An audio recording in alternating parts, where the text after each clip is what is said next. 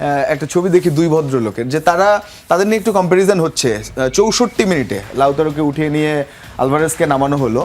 Play making এর যে জায়গাটা, মানে স্টার্টিং 11-এ স্টার্ট করেন লাউতারো, সবসময় আমরা দেখেছি। আপনার কি মনে হয়েছে কিনা, যেমন লিসান্দ্রো গোল করছেন, রোমেরো মাথা দিচ্ছেন, মানে এই জায়গাটাই আসলে মিসিং। তবে আলভারেজ তিনি নামার পরে খেলার গতি বেড়েছে বলে মনে হয়েছে, বা সব মিলিয়ে তার জায়গা আলভারেজ বেটার করছে লাউতারোর জায়গায়, এই জায়গায় কি কোনো সমস্যা আছে? আসলে অল অ্যাবাউট কোচ ডিসিশন, স্কলারের ডিসিশন, এবং আপনি এই দুজন প্লেয়ারের পারফরমেন্স কিন্তু সেম।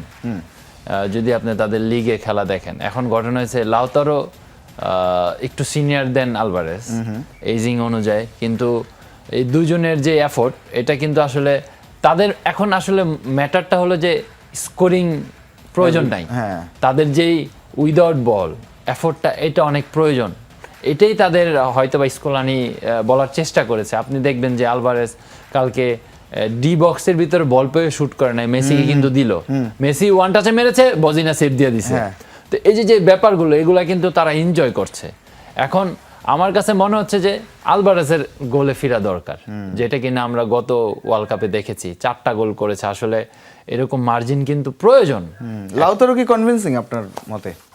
লাউতারো আসলে আমার কাছে খারাপ না ভাই, আমার কাছে খারাপ না, কিন্তু এজ এ সিনিয়র প্লেয়ার অনেকদিন ধরে আছে টিমের সাথে, ওকে স্টার্ট করাচ্ছে, কারণ হলো সে এবারের লিগে খুব ভালো করেছেন।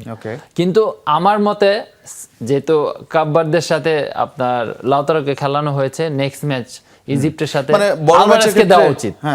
আলভারেজকে দিলে আমার মনে হয় যে একটা ব্যালেন্স হবে, রাইট? কারণ আপনার ইজিপ্টের ডিফেন্স লাইন আমি দেখেছি আপনার এই কাপবারদের মতো না, আরো মানে আমার কাছে মনে হয় যে ইজি ফর দ্যাম। এখন ওই সিচুয়েশন যে আলভারেজ থাকে, দ্যাট মিনস আপনার রানিং অ্যাবিলিটিটা লাউতারের থেকে 100% ভালো, এবং তার পেস ভালো, এবং তার ধরেন প্রেসিংলি অনেক ভালো সে।